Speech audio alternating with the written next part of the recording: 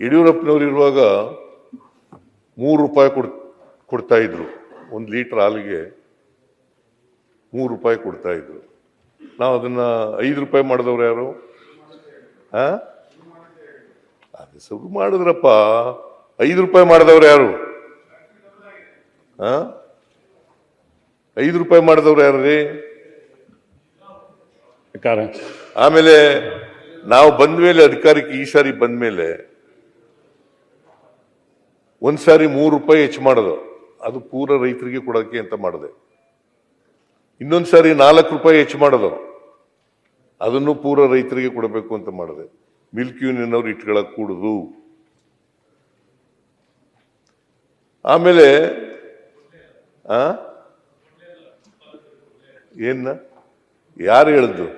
No no no no no ಎಲ್ಲ ರೂಪಾಯಿಗಳನ್ನು ಕೂಡ ಕೊಟ್ಟಿದ್ದೀವಿ. ಮಿಲ್ಕ್ ಪ್ರೊಡ್ಯೂಸರ್ಗೆ ಕೊಟ್ಟಿದ್ದೀವಿ. ಒಂದ್ ವೇಳೆ ಯಾರು ಕೊಡದೆ ಹೋದ್ರೆ ಹೇಳಿ, ಅವ್ರನ್ನ ನಿಲ್ಲಿಸ್ಬಿಡ್ತೀನಿ. ನಾನು ದುಡ್ಡು ಕೊಡೋದು ನಿಲ್ಲಿಸ್ಬಿಡ್ತೀನಿ.